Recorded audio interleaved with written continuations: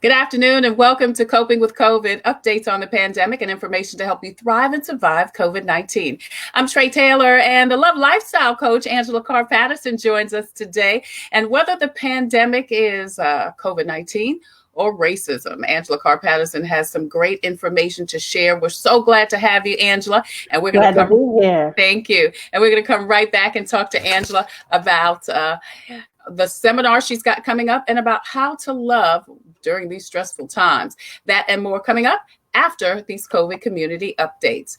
Free masks are being given away by the Eau Claire Community Council today from 3 until 5 o'clock at the Food Lion Shopping Center, 5100 block of Fairfield Road. The Richland County Sheriff's Department will be there giving away 5,000 free masks while supplies last. That's today from 3 until 5 o'clock. COVID testing is still going on. SCDHEC has several locations throughout South Carolina that they're doing mobile and drive-through testings. Far too many to mention, but go to scdhec.gov for more information. Now, Prisma Health is also giving away some masks, and they have Spanish interpreters at their drive-through and community locations. They're doing free COVID testing. Now, tomorrow, I will tell you this, in the upstate, they're doing free testing in Easley at East End Elementary School. That's 505 East 2nd Avenue from 10 a.m. until 2 p.m. And in Richland County, in Columbia, at E.E. Taylor Elementary School, 200 McCray Road. That's tomorrow from 10 a.m. until 2 p.m.,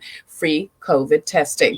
And SC Thrive and SC Housing is still taking applications for free emergency rental assistance. Now, if you're behind on your rent due to COVID-19 and you need up to $1,500, they'll pay your rent directly to your landlord. Go to SC Thrive /COVID-19 rental assistance and place your application. COVID-19 rental assistance at SC Thrive. We're actually going to talk with those folks on Wednesday about that. Right now, Angela Carr Patterson joins us once again. Angela, I've been thinking about the song by Stevie Wonder, Love's in Need of Love Today. The lyrics say, don't delay, send yours in right away. Hate's going round, breaking many hearts. Stop it, please, before it goes too far. Man, those lyrics have been resonating with me the past couple of days, and we certainly need more love in our lives. And as I said in the introduction, hey, Joe, love you too. Joe Penner joins us. And I tell you, whether the pandemic is COVID-19 or the pandemic is racism, love is in need. And we, during these times of stress, we have such a hard time showing love. Yeah. It can be hard. It can be difficult to show love when you feel there's no love coming back at you. Yeah. And for African Americans, we've been in this cage for a while, and I think we've been boiling, and the lid has come off, and we're boiling over. And so, but the cure, we're looking for solutions. Everybody's talking about solutions, but at the root of everything, the fundamental root of everything, racism, sickness, inequality, injustice, it's all rooted in the fact that we have forgotten to love. We've forgotten who we are, and we've forgotten to love. And for many of us, how do you know how to love? I mean, who taught you how to love? Right. They taught you how to ride a bike. They taught you how to drive a car, how to tie your shoe. But who taught you how to love? We learn love through what we see modeled in front of us. And for a lot of us, that was dysfunctional. Yeah. And so we tried to figure that out. I realized years ago that I didn't know what that looked like, because a girl learns to love herself through the love she sees reflected back to her in her father's eyes. And as a fatherless daughter, I didn't have that. So you go through life looking for something that feels real, a home for your heart to land. And you do it through trial and error. And we have to understand that you were injured by somebody, no doubt, who was injured before you. And so we've got to take that journey to love, to learn how to love, to find out what it looks like. And so that's going to be difficult, especially during a time of unrest. You know, Yeah. we're dealing with a pandemic. We're dealing with economic downturn. We're dealing with racism. We're dealing with fear. We're dealing with fear, which is the opposite of love. And if there's so much fear going on right now, until people, when you're afraid, you're impulsive. Yes. And Yeah. when you're impulsive, you do things that you ordinarily wouldn't do. Yeah. Yeah. I want to say hi to Karen Alexander. Thank you Hi, so much for Karen. joining us. Beautiful. Also, Marvell Williams Mendenhall says, she says, yes, love's in need of love today. Joe Pinner says, we need to play Jesus Loves the Little Children of the World. We need to keep that one on repeat, Absolutely. Joe. The legendary Absolutely. Joe Pinner. I'm so honored that you're watching I Coffee with know, COVID. Mr. Knows It. That's That's Mr. right. Knows It. Mr. Knows It, Mr. knows Knows it. It, yeah. Joe, maybe you need to get out in the midst of all of this, and because Mr. Knows It, as He Angela knows said. it, yeah. So Angela, so I know you have a seminar coming up, a webinar, helping people love during a pandemic. And while probably you were thinking at first, again, the pandemic was just COVID-19. Again, like I said in the intro, not that it's just started, but we are re-hearing and re-seeing that we're dealing with the pandemic of racism. So I say to you, when loving, it's not just a lovely relationship. It's not just man to woman love. It's woman to woman. It's man to man. It's child to child. We've just got to learn, again, like you said, when we were stressed, to remember to just love. And do you think it's as basic as do unto others?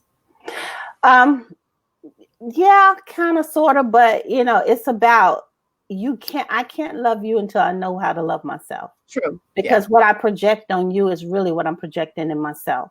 And Yeah. so we've been trained, especially women, we've been trained to put everyone else before us, to organize our lives around everyone else.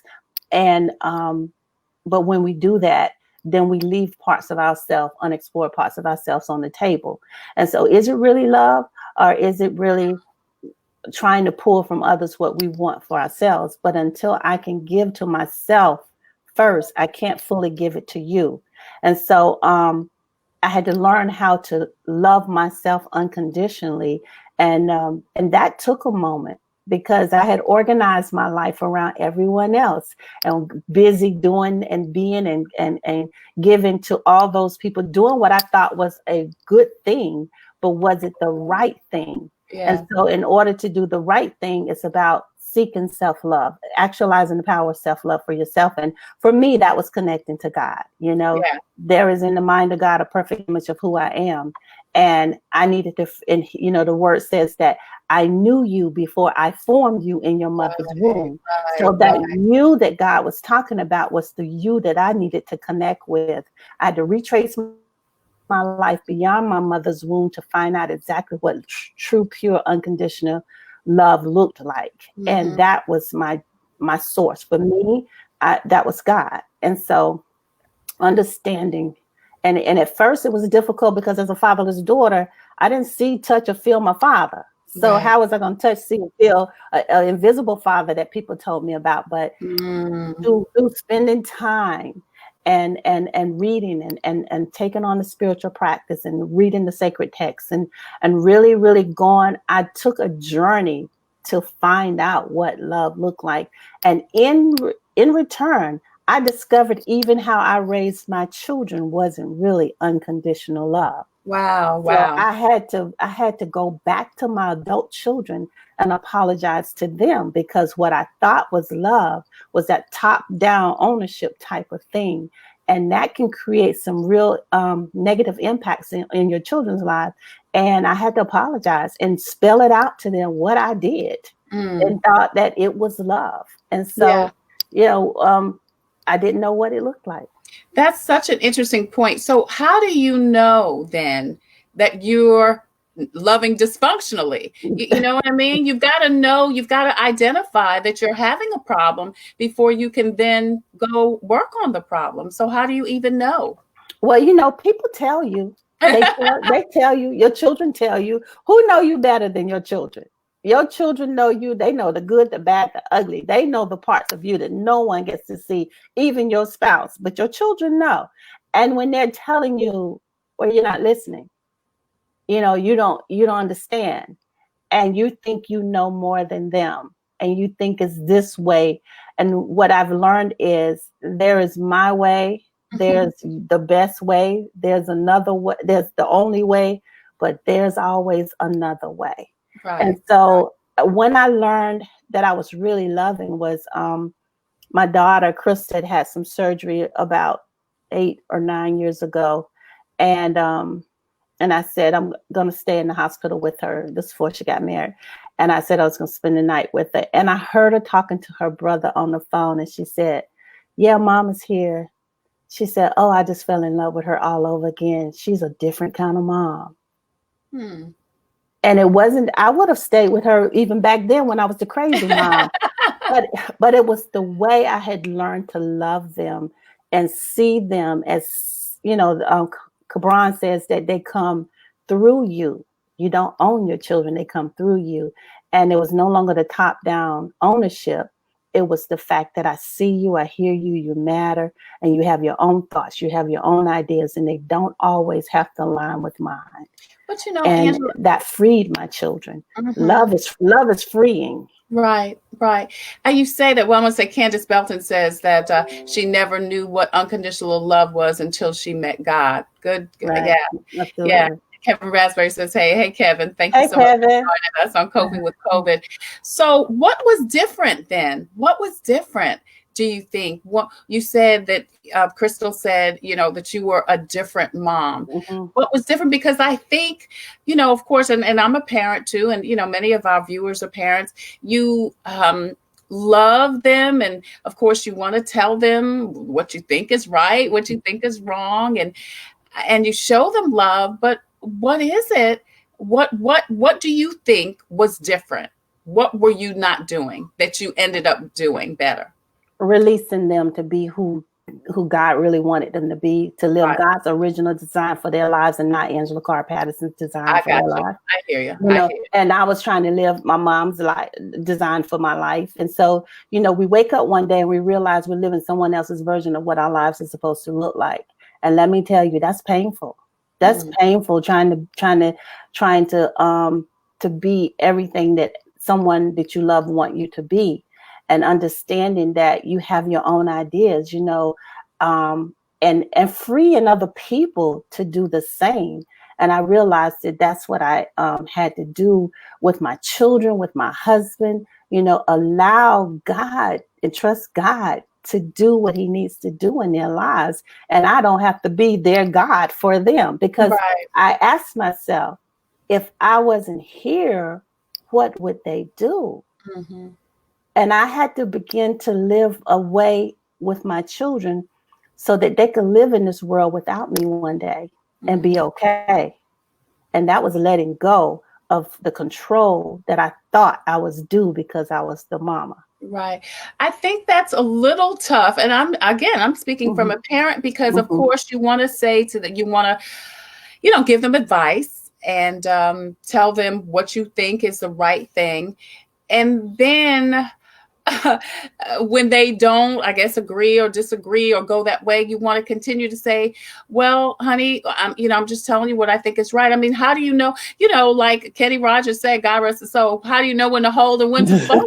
You know what I'm saying? It's like when you see them going in front of a tree or a truck or whatever, when you see the train coming, you say, hey, the truck's coming, and they keep on walking. And what do you say? Again, I'm asking for me. The other day I was talking to one of my children and they were telling me their plans for something. And I thought it was a bit off, but I mean, it's their lives, I said, our kids range from 39. I've got one to be 39 and, one to be 29 this year. So they range from 39 and 29. So this one was saying, some things. And I said, that sounds a little off. I was saying that in my head, but I didn't say anything. And she said, so why are you quiet? And I said, oh, nothing. So you don't agree with it. I said, does it really matter? I said, Right.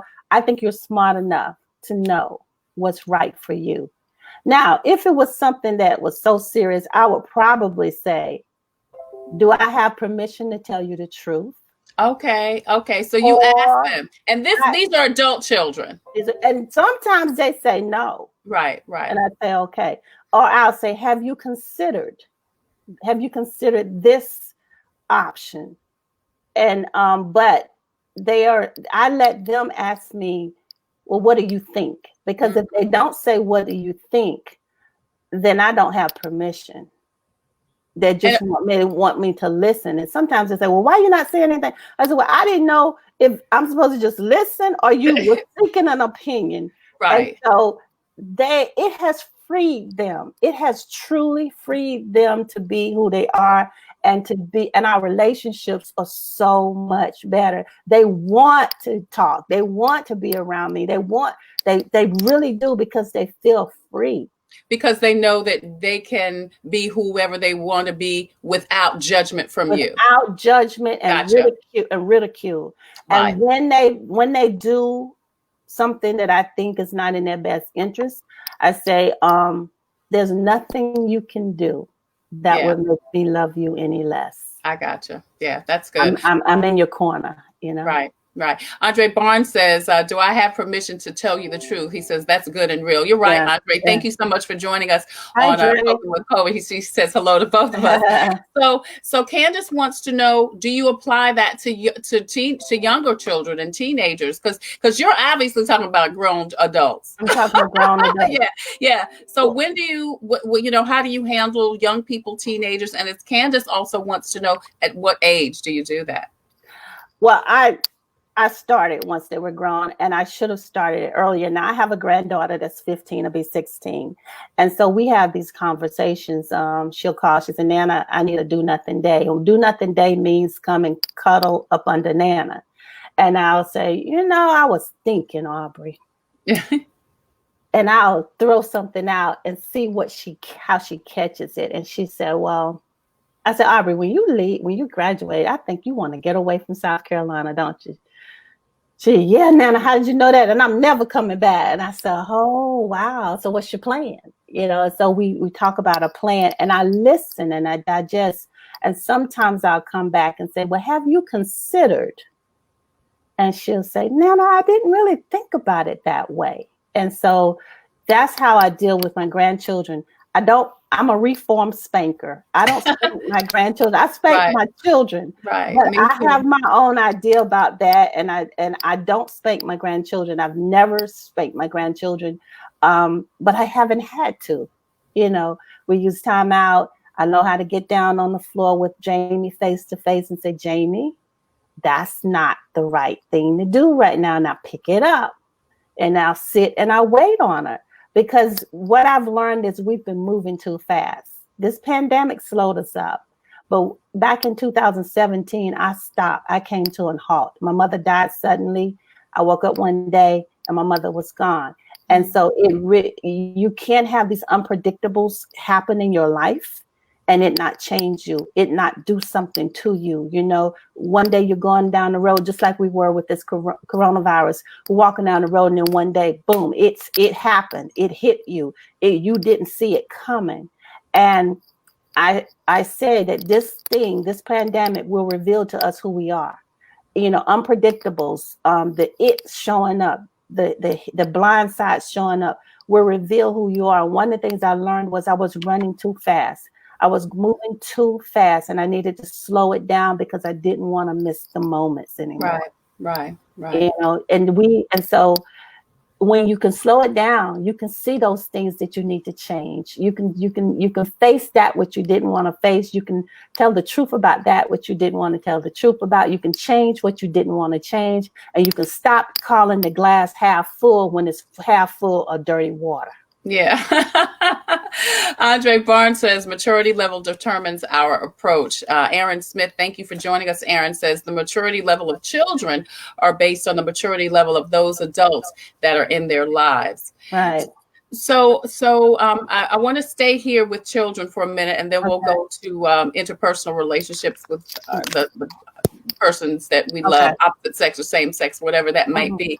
Okay. Because again, Candace wants to know, and I guess Aaron and Andre answer the question: when do you know? When do you know how, when to handle them in a way that you say, where you just kind of let them do, I guess, quote unquote, It's what they when want. it, for me, it was when I learned to trust God. Mm, Because the that's word so says that huge. the seed of the righteous shall be delivered. God Right. has made us some promises, and I don't throw these things out here because they sound good. It's what I have had to use to live my life, to keep Right. to Right. keep, to keep from bailing out in life. So the seed of the righteous shall be delivered. God promises that, and so I know that my kids that they will come around. Sometimes they got to go to first base, second base, back to first base, third base. You think they're going to make it home and they get back to first base. But that's part of life. That's how you grow, and that's how you learn, and that's how you stretch. Yeah. And so we got to stop being helicopter parents, rescuing them. Listen, pain is inevitable in life. They will experience some pain. Pain is inevitable, but suffering is a choice. And Mm, so you teach them that pain is a part of the human experience. You're going to have some pain in this life. It's how you respond and what you do with that pain that causes you to grow and move forward. So you can't avoid the pain. And sometimes I've had to look at what they're doing and watch them in pain and not touch it and not put my hands on it and ask God to give me peace as I watch it and watch him move things around.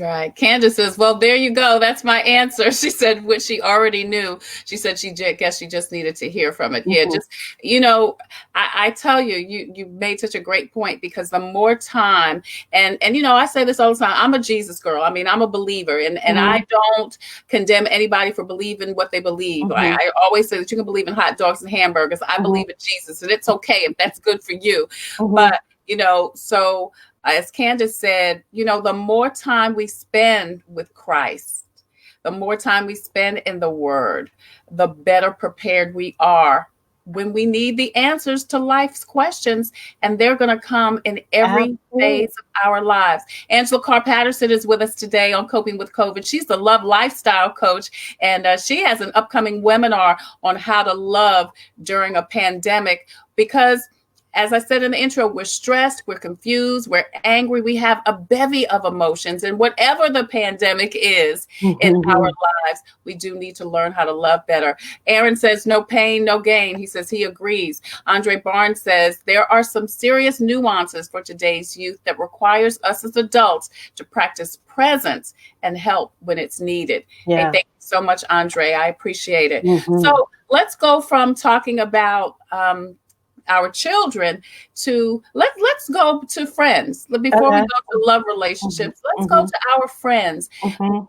when we are stressed. And again, this pandemic, and again, whether we're talking about COVID-19 or racism in America, because both of them Mhm. are pandemics, Mhm. Mhm.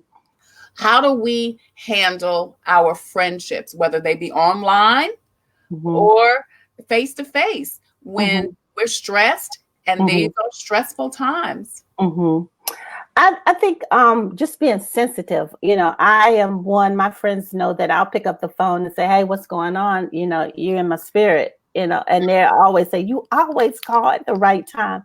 And Mm. so those little nudges, um, those little nudges you have to pay attention to. Mhm. And so my best friends, they died 9 months of each other, my mom and my brother. And so that was my core. That Yeah. was my go-to. There was no two people in the world that loved me more than them. I know that. And so they both left at 9 months of each other. So I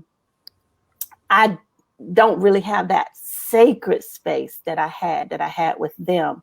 But I asked myself, how can I be a better friend? And that's listening Mm. and calling when I feel I need to call. Um, sometimes just calling. I'm funny. People don't know that side of me. I mean, I am hilarious. I am crazy funny. So I love to laugh. And so I'll call and we just talk about stupid stuff. It could be, when you're going through menopause, I don't have to shave my legs like I used to anymore because, just stupid stuff. And so well, that's just real. being there for them and Yeah. listening, that's real. Just being there for them and listening and asking, do I have permission to tell you the truth? Do I have, and giving them permission to tell me the truth, shoot me straight. If you see me doing something, call me on my stuff. And that's what friendship is about. Being able to share the good, the bad, and the ugly, and being able to call each other on their stuff, when they need to be called. You out here with your butt hanging out. Let me tell you, you're looking real crazy. So call me back, pull me back. I need my friends to do that, to pull me back and say, listen, that's not cool. And know that they're doing it from a good place. Right. And I know a lot of people, but I have a few friends, and there's a core nucleus that I have. And so, but I think we've got to learn how to relate to each other and understand that everybody don't see things your way. Absolutely. We like to say, well, we need to get together with a group of like-minded people. Well, if we all like-minded, then we all think in the same way. I need somebody to show me another way, a different perspective. I have friends that are conservatives and Republicans, and sometimes I'll pick up the phone and say, tell me what I'm not getting. Right. Because maybe I'm not seeing it right. Yeah. So why did he say, or why did he do this? I just want to hear it from your perspective. Right. Because that's not what I don't see it. I don't get it. Yeah. And sometimes they explain it to me. I said, oh, okay, so that's why. That's why. Okay. Yeah. I don't agree with it, but I get it. I get it. Yeah. Okay. And so we need to have those differences because that's what kind of unites us. Absolutely. And I think understanding, and like you said, you don't have to agree to understand. You don't have to agree. Right. But if you at least kind of understand, you can receive it better. But don't you think, Angela, even if you don't understand and you don't like it, you have to respect people for their opinions. That's your opinion. I don't have to agree with it, but I respect your opinion. Right. And I'm not going to debate your opinion because a man is of one belief, is of that same belief after you've debated him. So, right. But then I had one friend that, I was for the flag coming down in the state house. And she wasn't. But one day she came to me and she said, you know what, being around you and just listening to you, she said, even though I felt that the flag needed to stay, but if it hurts and offends people that I love, and I love you, right. She said, I'm for that flag coming down. Mm. So it was just the way we see political, we see differences, but she respect my opinion, and she was ready to make a change because of that. We don't always have to try to pull each other to our side, but learn how to coexist and respect each other's opinion and beliefs. Yeah. Andre made a comment earlier, quoting the Houdini song, Friends. How many of us have them? And I think we have to determine who people are in our lives and exert the energy needed for that relationship. Because everyone in our life should not require the same amount of energy that we exert. Right. You know what I mean? I might want to exert more energy or make sure whoever understands somebody like Karen Alexander, who is in, on this, who's in my circle of friends, or you, who's in my circle of friends. I want you guys to understand because you're my friends, as opposed to someone else who, like, okay, it's just okay. I mean, I was telling somebody that today, and they were like, "You really easygoing?" I said, "On most things, yeah, but I just don't care. I mean, it's just not that I don't care. It's just not enough to exert that much energy to." Yeah, it's not. I got no dog in that fight. I don't have no dog in that fight. I just don't have to go down that lane. And then my mother used to say that, you let folks run their mouth, you run your business. Right. And I had a mentor say, you know, what people think about you is none of your business. What I've learned is I'm at ease. Listen, I'm at ease in my strength and at rest in my power. Right. And that's what I tell myself, you Yeah. know? Yeah. Mm-hmm. Aaron says, with today's technology, we no longer have an emotional connection with one another. Words and text can be determined by how one perceives them. It can and will always be misinterpreted by how a person is feeling. I agree. Mm-hmm. We all miss the emotional feeling when it's just delivered by written words. We have to hear the emotion presented in spoken word. That's what it's missing in today's world. Aaron, that's so correct. And that's what I was going to ask Angela next, which is we are such nonverbal communicators now. And, you know, that's one of my pet peeves about our young people is they don't verbally articulate correctly to me or well. But you're right. I mean, that's the whole thing about a text. You know, somebody can send a text or you're right, or do a Facebook post, and they mean a total different emotion behind it than what you or I may read, because of how we feel at that time or about that certain situation, which leads me to, you know, the point I wanted to make with you, Angela. You know, let's talk a little bit about, again, these online friendships, quote unquote friendships, you know, just posting stuff and replying to stuff. Don't you think sometimes you just gotta let it scroll by and say, That's what I do. I'm like, And sometimes I just laugh, but you know, we've become such a high-tech, low-touch society, and we were never supposed to be that way, because human beings are related beings, and we have to relate, and we have to touch. Touch illuminates what we feel. The texting, I don't do well with that. That's not from my generation. I'll call my kids and they'll text and say, "What's up?" I said, "Pick the phone up. That's what's up, and call me." That's what's up. You don't check on me through a text, and you don't respond to me through a text. Pick the phone up and talk. That's what it is. And so it's convenient, but it doesn't replace the human interaction.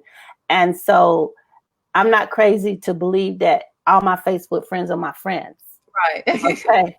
I'm not, you know, talked to a girl the other day, and she said she had met somebody, and I said, "Oh," and she looked like she was so in love. And I said, I said, "Have you met him yet?" And she said, "No." I was like, okay, you know, people falling in love online, and I'm not saying it's not. You can say it because, Angela, I just don't think it's something about energy. You got to exchange that energy. I got to be in your presence. I mean, I just can't fall in love with you over online. Right. Yeah, it takes a little bit more for me than that. You know, maybe it doesn't take that much for people, but I just have it's infatuation. You know, Cupid is a drug dealer because Cupid is a drug dealer. I mean, because it's a drug. That first few months is you feel euphoric, you're releasing these hormones, and so you think that you're feeling these feelings, and they are real. And science has proven that it releases those hormones, the dopamine and the serotonin and the oxytocin and all of that, and it makes you feel. It feels that it's real. And see that euphoric. It only lasts in a relationship. Studies show at the most 18 months, you know, and then the real work begins. And so a lot of women say, well, you know, this man can't be faithful. And oftentimes when you find a man I'm not putting everybody in the same box. It's just an opinion. When you find over my course of time and doing this work, okay? So don't come for me because I'm gonna cry. So anyway, when you find a man that's just running from one woman to the other after so many months, sometimes you have to check his relationship with his mother, because what he's looking for is that euphoric, that feeling that he may have missed with that, to make you feel loved. And so after about 3 months, then the trouble in the relationship starts. So he's ready to go back to a new beginning of a relationship. Right. He just wants the beginning. He's chasing that feel. He's just chasing that feeling again. And so, so that's what he's looking for. So again, and then so women say, well, I want a man that's going to be honest, and I don't want a cheater in my life. But do you cheat on your taxes? Mm. Do you lie? Wow. Do you lie to your friend? Do you get on Facebook and lie? Because a cheater is a cheater and a liar is a liar. Wow, Maybe you cheat one way and he cheats another way. But if you're a cheater in any way, you're going to attract a cheater to you. If you're a liar in any way, you lie to your kids, you're going to attract a liar. So you got to become that which you want. Angela. Okay, I'm going to stop. No, Angela, that is so big, because you know what? We are easy to, look, this finger right here that's pointing to you. This one is pointing back at me. Back at you. Yeah. Marvell said mic drops. Exactly. Andre says, wow. Really? It's the truth. What? You attract that which you are. Man. And you just keep attracting the same man or the same woman, just with a different name and a different face. That's right. So, look at the man in the mirror, Michael Jackson. Yeah. Because we're energy. We're energy. We attract who we are. We attract who we are. Magnet. And if who you are at the deepest level, not surface, at the deepest level, it's what you feel. You see, the universe don't respond to your words, it responds to your feelings. And that's what's true. Let's just stop there for a minute and breathe.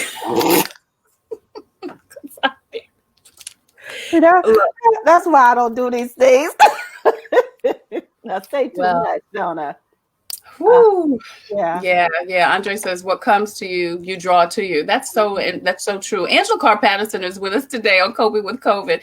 And she's a love lifestyle coach, and she has a webinar coming up that talks about loving during a pandemic. And we've been talking about loving in different relationships. And while originally Angela, was going to come on to talk about the webinar and to talk about the pandemic of COVID-19, I mean, we were recently reminded about the ongoing pandemic of racism in America. So this was so apropos, because we do need to talk about loving in whatever the pandemic is. Yes, it's COVID-19. And we were already we were tense. We were quarantined. We were upset. People have lost lives. People have lost jobs, income, all kind of things. And then this. So we need to get back to love. Yeah. We need to get back to talking about love. Marvell says, let that marinate. And Andre says, yeah, she said that with a straight face. She really did, Andre. But it was true. The truth is just the truth. You know what? You just can't, And, Andre says, Angela Carr Patterson is one of the most balanced sisters I've ever met when it comes to men and women relationships. She really is, Andre.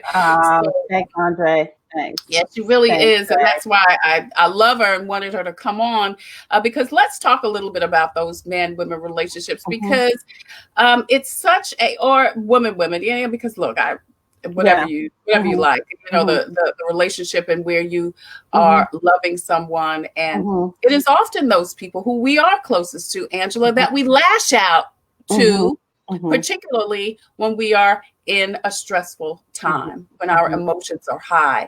And I guess it's because that's a safe place to lash out. Well, you're never angry about what you think you're angry about. Right. It's just a cover up. And so we have these defenses, and we're going to talk about those defenses in my workshop. I'm going to give you an assignment to do. And we have these defenses, and we put them up, and they shield us from the truth. And so for instance, I'm a fatherless daughter. And so Bill could say something to me that might set me off. And so he's looking at me, rubbing his head like, what did I do? Right. What did I do? And so what Bill and I do in our relationship, we have set structures and systems, and there's a playbook for us. And one of the playbooks is, because I'm a father, because I have that core issue, and even though I've healed and dealt with my daddy wounds, it's always an issue. It's just I've learned how to manage it. I have the skill sets on how to deal with it. So when he says something and I hear something different, he says, so how did you, his code phrase question to me is, how did you get that out of what I just said? Yeah. So when he says that, it brings me back down. Yeah. Normally I'll get that way when I've worked a lot. I'm really, really tired. So I'm just kind of like, and so he'll say, how did you get that out of what I just said? And I'll be like, oh man, that's an old daddy wound trying to come back up. I apologize, but that's the cue to put me back. And we have things like, I don't come to him and just say, we need to talk. Because when you tell a man, we need to talk, his defenses go up like, oh, hell, what did I just do now? I don't want to have this talk. So what I say is, hey, do you have some time on your calendar where we can get together and have a conversation about this? About right. My intentions for this conversation is to get some understanding about this. Now, today is Tuesday. It's about Monday. What's today? Tuesday. Monday. Okay, Monday. It's just Monday, girl. It's just Monday. Okay. So he may say Friday at 2:00. 5 days away. And so, but I already told him what I want to talk about. So I set him up to win. That's what I do. So when we come together, and if it's a sensitive topic, we use the topics, the talking stick. But let me stop you right there, Angela, because this is what I want to know. So is Friday okay, or do you say no? Friday's okay. I just want them in the seat because I can hold it Friday. Okay. So if he gives you 2 weeks from now, you say, okay. He knows not to do that now. He's going to have it in the same week. He'll do it in the same week. But do we ask that? Do we say, when we say, hey, I want to talk about XYZ, can we talk about it this week? Do we give that time? You can give that time. We just know that we need to keep it in that same week.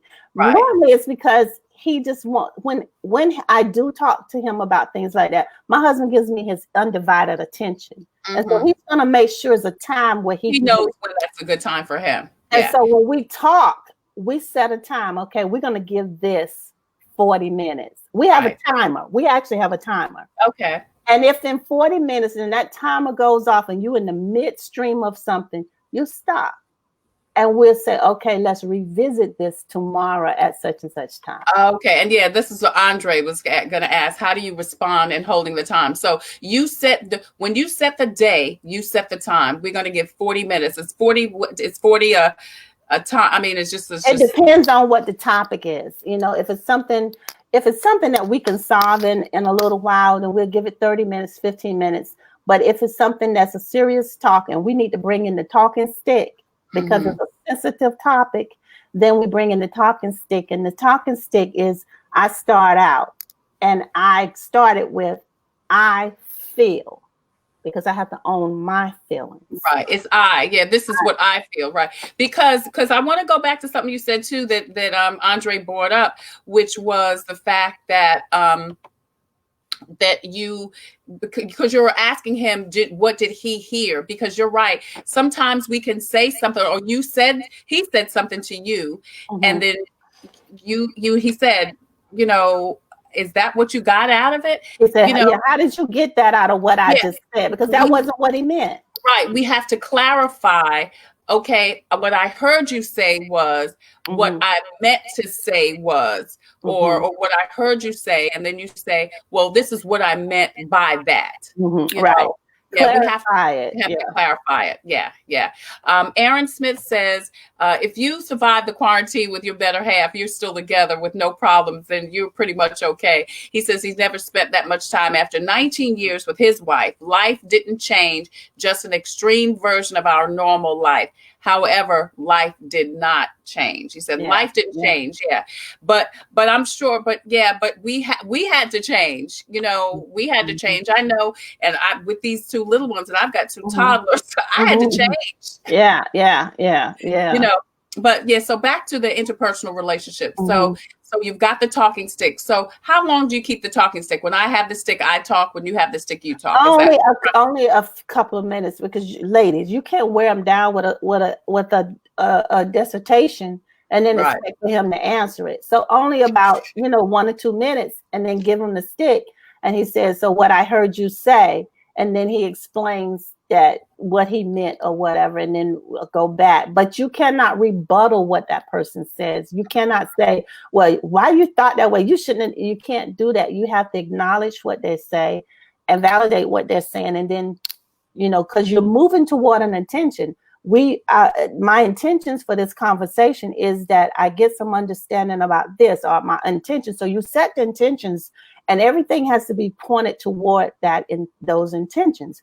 Mm-hmm. You can't, and a lot of times we don't talk right away because you want to let your emotions subside, right, and select the time for that. Now, in my home, there are certain things that we have to talk about with business decisions, or, finances and that kind of stuff. And we know after a certain amount of money, there's a limit to you spend without talking with the other person. But there's some decisions that have to be made. And there have been decisions that we had to make that we didn't agree. Right. And so I tell them, I say, well, ultimately, you take the last word because it's on you if it don't work. I let them do it. I'm cool with that. But I'm cool with that because I know my husband's going to make the decision that's in the best interest for us. Right. And it's not that I'm giving away my power. Some decisions have to be made, and we sometimes don't see eye to eye, but you got to make the decision. So that's in my home. That's what works for us. Right. But it may not work for everybody else. And right now, this is a good time because, as Aaron said, we've been quarantined. There might have been some issues that you are you're just now realizing that you didn't address during the quarantine. And now, since you are able to get out and about, this would be a good time to address those things. Right? Yeah, we talked about a lot of times during this quarantine, being in the queue. We're still pretty much in the queue because of our age. But we talked about future, what we want to do in the future, what our retirement life really looks like, talked about, finances. There's a lot of things we got to share. And because we weren't moving so fast. And what I realized in this pandemic is I like him. I don't just love him, but I like him.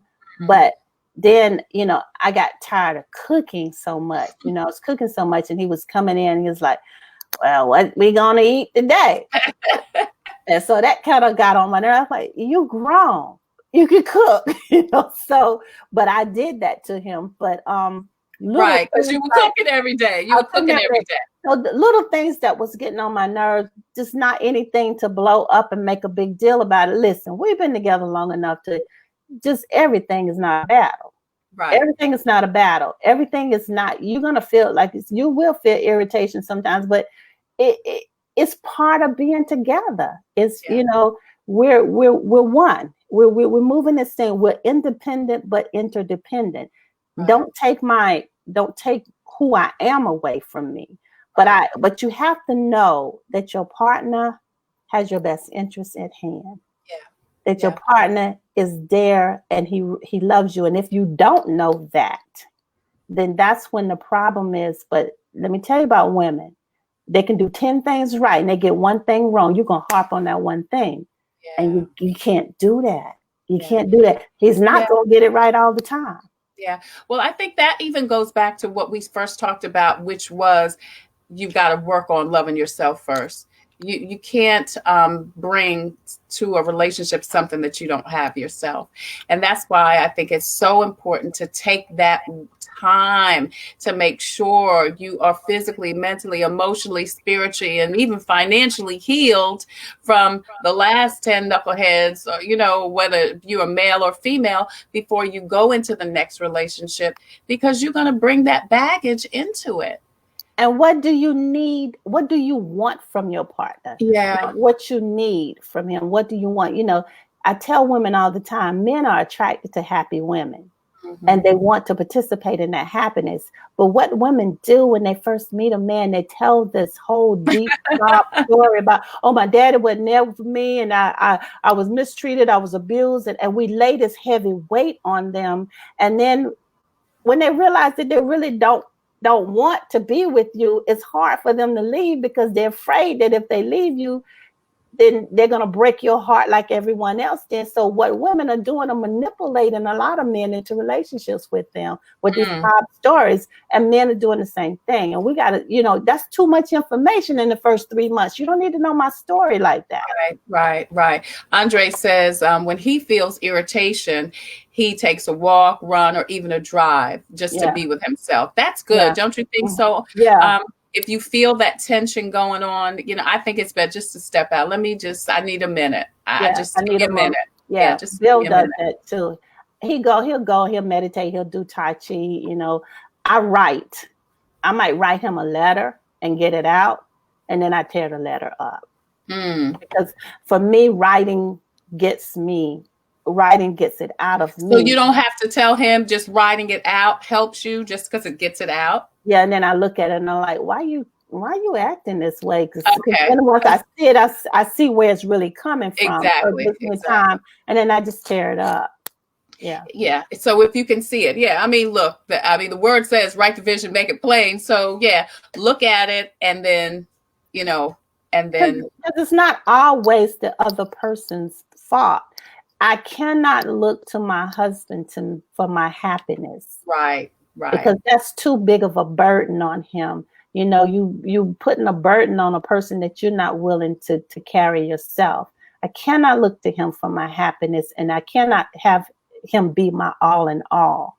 But if I know who I am and know whose I am, and have that relationship with God, and know how to love unconditionally, and yet still not draw certain boundaries. There's certain boundaries that you can't cross. Yeah. And they're healthy boundaries. He has them too.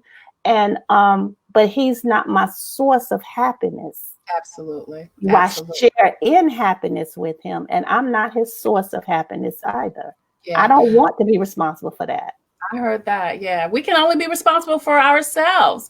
Andre says a person that leads into a relationship with all their pain is setting you up to hurt you in a toxic relationship. That's so true, right? That's true. That's really true. Aaron Smith says, good job, ladies. He says he's engaged. That's big, Aaron Smith, for a married man to be engaged in this conversation. Yeah. You know, Teresa Goodwin says, you better say that. I guess she was talking about the pain thing. We're talking to Angela Carr Patterson. She's a love lifestyle coach. She has a upcoming webinar, How to Love During a Pandemic. Tell us about the webinar, Angela, what you're going to cover and when it is and how people can be involved. Okay, the webinar is the 8th. I tell you, I don't know what day it is. It's the 8th of it's a week from today. It's next Monday. Yeah, at 2 p.m. Eastern Standard Time. I'm gonna put the link on my page so that you can go and enroll. It's free. And I'm gonna talk, it's called Love Redefined, Redefining Love Through a Pandemic. And it's really gonna be talking about relationships. I'm gonna share with you 5 keys to making love work during a pandemic. And it's gonna be interesting. Gonna be interesting. You know, I shoot you straight. I shoot you real straight. So it's gonna be interesting. 5 keys in making love work during a pandemic. Yeah. Can you tell us one or two? We don't have to. I'll tell you this one. Okay.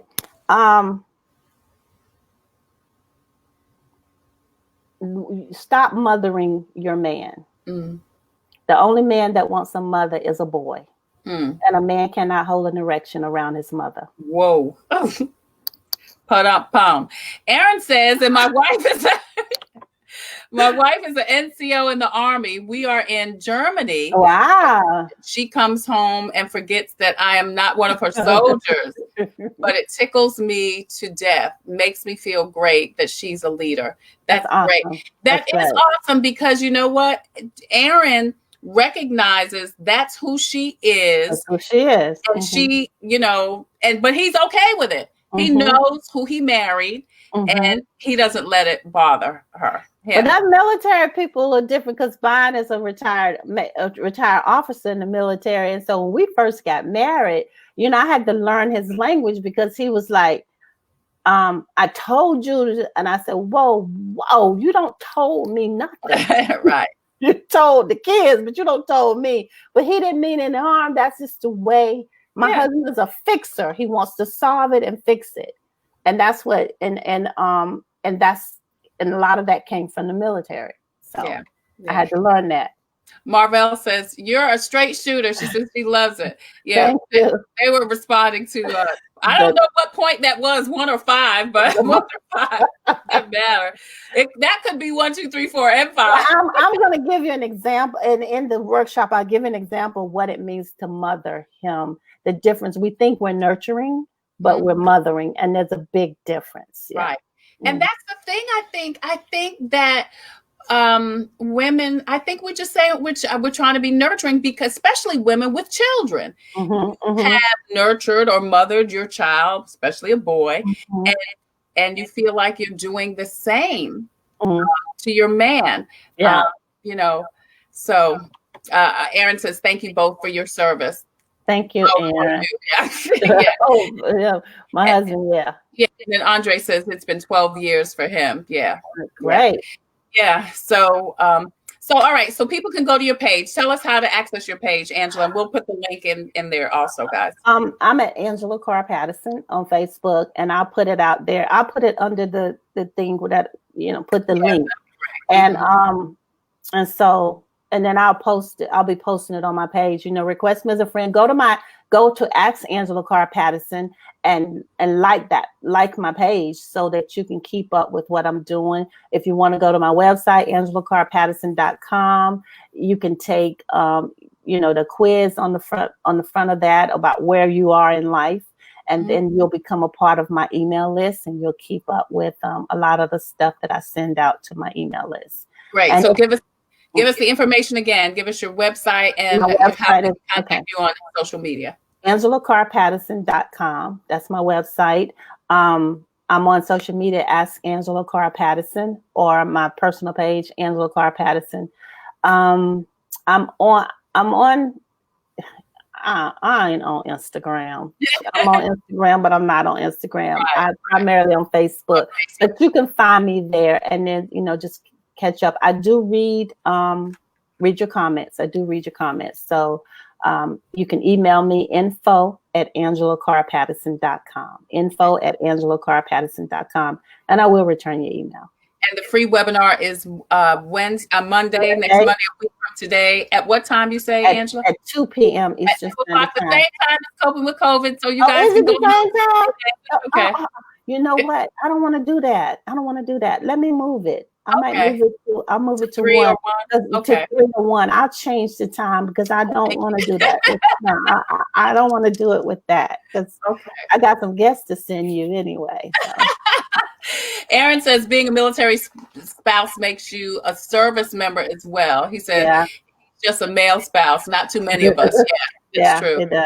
All right, so go to Angela Carr Patterson's page, follow her on Facebook. Please register for the free webinar. I think it's good for anyone, whether you're in a relationship or not, because this is good information to have. And as I said, I'm going to definitely be there myself, and I'm going to work with Angela to see if maybe I can stream it from my page off of Angela. Right. Okay. So, please continue to post and share this broadcast to share this important and needed message to the masses. You can follow me on Facebook and Instagram on my professional pages and my company page, Tre Tailor, Tailor Made Productions. And if you have a COVID-related product, service, or message, please inbox me to see how you can be part of Coping with COVID. You can also email me at thetailormadeproductions@gmail.com. As always, I leave with a reading from Jesus Calling. Today, June 1st, it says, and Jesus is talking here, I am involved in each moment of your life. I have carefully mapped out every inch of this journey throughout your day, even though much of it may feel haphazard. Because the world is in a fallen condition, things always seem to be unraveling around the edges. Expect to find trouble in this day. At the same time, trust that my way is perfect, even in the midst of such messy imperfection. Stay conscious of me as you go throughout this day, remembering that I never leave your side. Let the Holy Spirit guide you step by step, protecting you from unnecessary trials and equipping you to get through whatever must be endured. As you trudge through the sludge of this fallen world, keep in your mind my heavenly peace with me. Thus, the light of my presence shines on you, giving you peace and joy that circumstances cannot touch. That's today's Jesus Calling. Good. One of my favorite prayer journals. It's always good, Angela, no matter when you read it. Yeah. You can go to JesusCalling.com to get your own personal copy of Jesus Calling. Tomorrow, we're going to talk more about stimulus checks. Did you know you don't have to have any income, or you could even be homeless and get a stimulus check? Well, Santa Garrett with BCT Tax Service will join us with more stimulus check information. Plus, free rental assistance from SC Thrive and SC Housing. Those folks are going to be with us on Wednesday to tell you more about how you can apply for that. And then County Councilwoman Dahlia Myers will join us on Thursday to talk more about the COVID-related information that Richland County has to share. Awesome. Andre Barnes says, awesome. Andre Barnes says, respect. Marvell Williams says, amen. Thank you guys so much. Angela. Thank you, Trey. Thank you so much. You're doing such an amazing job with this. I am so proud of you, girl. This is just like awesome. This is awesome. And it's gonna grow into something that you probably didn't even imagine. But You're doing a great job keeping your community informed and keeping us sane during this pandemic.